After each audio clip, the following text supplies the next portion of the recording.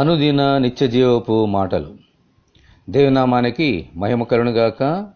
దేని వాక్యాన్ని చదువుకుందాము. అటు తరువాత యేసు తిబిరయ సముద్ర తీరమున శిష్యులకు మరలా తన్ను ప్రత్యక్షపరచుకొనెను. యోహాను సువార్త 21వ అధ్యాయము 1వ వచనం. మన ప్రభువైన యేసుక్రీస్తు చనిపోయి తిరిగి లేచిన తరువాత సరాసరి దేవుని యొద్దకు ఎక్కిపోలేదు. మొట్టమొదటిగా మగ్దలేన మరియకు కనిపించారు. ఆ తరువాత ఆయన శిష్యులకు కనిపించారు. ఆ తరువాత అపోస్తుడైన పౌలుకు దమస్కు మార్గంలో కనిపించారు. పిమ్మట భక్తుడైన యోహానుకు పత్మాసు దీవిలో కనిపించారు. ఆయన ఈ లోకములో ఉన్నప్పుడు అందరికీ ఆయన దర్శనమిచ్చారు. అందరూ ఆయనను చూచారు. కానీ ఆయన తిరిగి లేచినప్పుడైతే ఎవరైతే ఆయనందు విశ్వాసం ఉంచారో, దేవుని యందు ఆసక్తి కలిగి ఉన్నారో వారికి మాత్రమే తనను తాను ప్రత్యక్షపరుచుకున్నారు. ఆమేన్, హల్లెలూయా. మనము కూడా ఆయన మరణ పునరుద్ధానమునందు విశ్వాసముంచితే మనకు కూడా తనను తాను ప్రత్యక్షపరుచుకుంటారు. దేవునికి స్తోత్రము, హల్లెలూయా.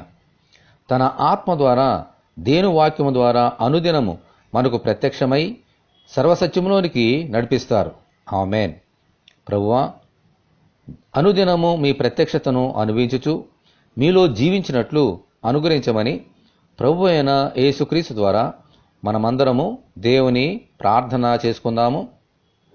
ప్రభువా, మీరు తిరిగి లేచిన తర్వాత మీ శిష్యులకు, అలాగే మీ యందు ఎవరైతే విశ్వాసం ఉంచి మీ ఎడల ఆసక్తి కలిగి ఉన్నారో వారందరికీ మిమ్ములను మీరు ప్రత్యక్షపరుచుకున్నారు.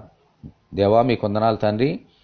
అలాగే మాకు కూడా ప్రభువా నీ యొక్క ప్రత్యక్షత అనుగ్రహింపబడుతుందని సెలవిస్తున్నారు.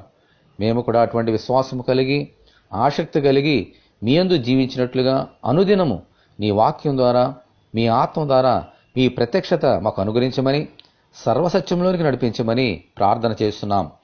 ఈ వాక్యం వింటున్న నీ బిడ్డలందరినీ దీవించమని యేసు అతి పరిశుద్ధమైన నామములో ప్రార్థన చేస్తున్నాము తండ్రి. ఆమేన్.